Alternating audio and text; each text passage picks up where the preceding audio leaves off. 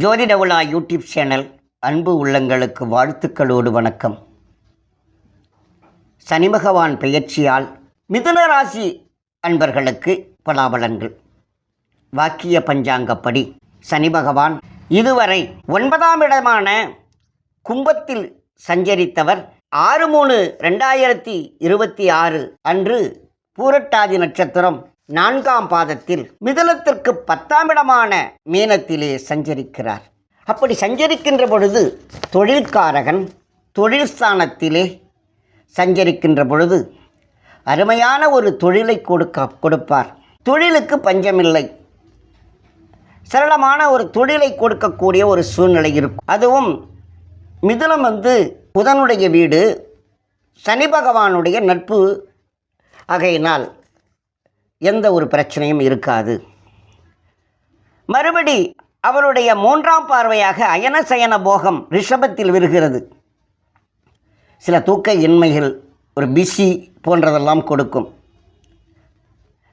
7ஆம் பார்வையாக சனி பகவானுடைய 7ஆம் பார்வையாக தன்னுடைய இன்னொரு வீடான கன்னியிலே விழுகிறது. 4ஆம் இடம், அது சுகஸ்தானம் என்று சொல்லலாம்.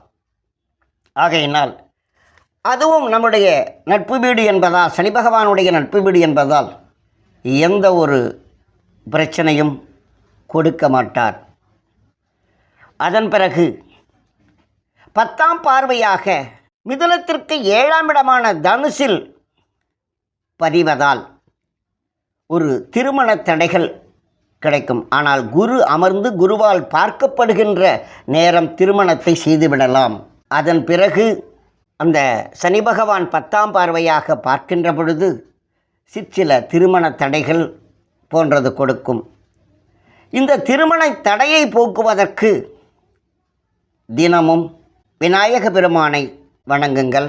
சனிக்கிழமை தோறும் ஆஞ்சநேயர் வழிபாடு செய்யுங்கள். உங்களுக்கு தொழில் நன்றாக இருக்கும், மன நிம்மதி அடையும், திருமண தடைகள் நீங்கி திருமணங்கள் முடியும். இப்படி பல்வேறு நன்மைகளை மிதுன ராசிக்காரர்களுக்கு இந்த சனி பெயர்ச்சி கொடுக்கும் என்பதில் எந்த ஒரு ஐயமும் இல்லை. உங்களுக்கு பரிகாரமே இந்த 2 தான், வேறு எந்த இதுவும் பண்ண வேண்டாம். விநாயக பெருமானையும் ஆஞ்சநேயர் வழிபாடும் செய்தால் மட்டுமே உங்களுக்கு நல்லது நடக்கும். நம்புவோம். வணக்கம்.